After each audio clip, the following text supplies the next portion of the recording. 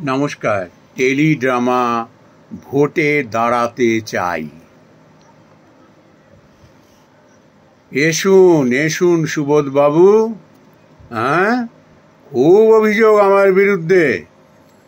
আমি দাঁড়াতে দিচ্ছি না, তোমাকে টিকিট দিচ্ছি না।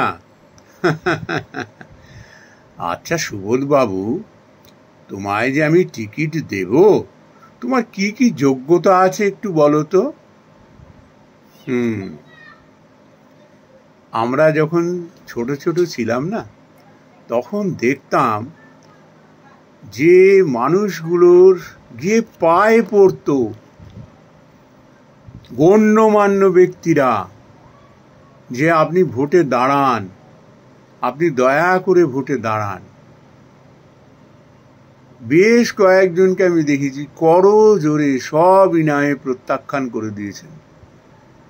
কেন জানো? বলছেন আমার শরীর মন কুলাবে না, আমি পারবো না। তার কারণ কি? তখন এরকম কামানোর রাস্তা ছিল না। ওই ঘর থেকে না গিন্নির সব সময় কথা শুনতে হতো, ঘরের খেয়ে বনের মোষ তাড়ানো। অর্থাৎ সারা দিন মানুষের সেবায় পাত পাত হয়ে যাওয়া, আর পরিণামস্বরূপ কিচ্ছু পেতেন না, বরং নিজের ঘরের সম্পদ তাও ব্যয় হয়ে যেত লোক সেবা করতে। এখন তোমরা লাইন দিয়ে রয়েছে একেবারে। কেন না, এরকম তো আর ব্যবসা হয় না। একেবারে রাতারাতি ফুলে ফেপে ওঠা। এখন কি হয়েছে বলো তো? 10-এর খেয়ে ঘরের সম্পদ বাড়ানো। কি যোগ্যতা আছে তোমার? হ্যাঁ, টেনে টুনে ওই 11 ক্লাস পর্যন্ত পড়াশোনা করেছো। তোমার যোগ্যতা কি? কেবল মস্তানি করা, কথায় কথায় লোকের গায়ে হাত তুলে দেওয়া, খুন খারাপি করা, এই হলো যোগ্যতা। একবার যদি কোনো ক্রমে শিখে ছিঁড়ে যায়, যদি দাঁড়াতে পারা যায়, তারপর আর দেখে কে? 5 বছরে একদম মালামাল। 5 বছরে একেবারে শুষে নিয়ে গাড়ি বাড়ি অট্টালিকা, সোনা দানা গয়না। তারপর কোনদিন শুনবো যে অমুক সুবোধবাবু মস্ত বড় ইন্ডাস্ট্রিয়ালিস্ট হয়ে গেছে, মস্ত বড় ব্যবসায়ী। কিসের ব্যবসায়ী?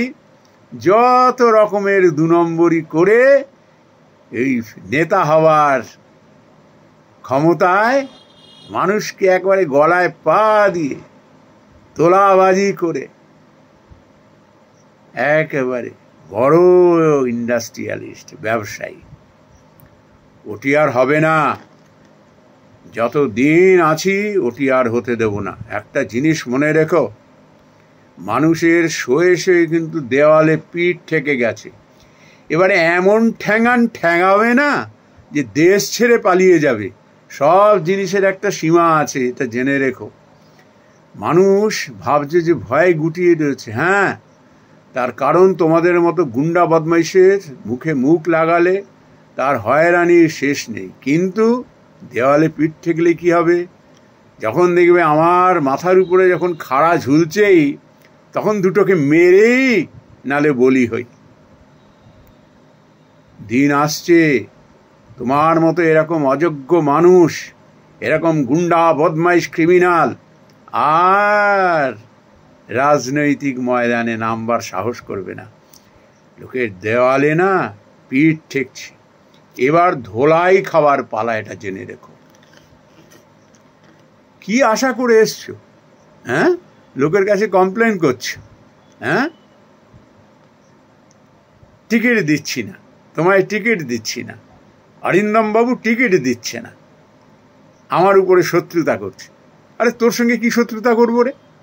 হ্যাঁ, তা রাবিশ, ওর সঙ্গে শত্রুতা করবো? তোমার মধ্যে এই সমস্ত বদমাইশদের আমি আর কোথাও থেকে আমি দাঁড়াতে দেব না, কোথাও থেকে দাঁড়াতে দেব না।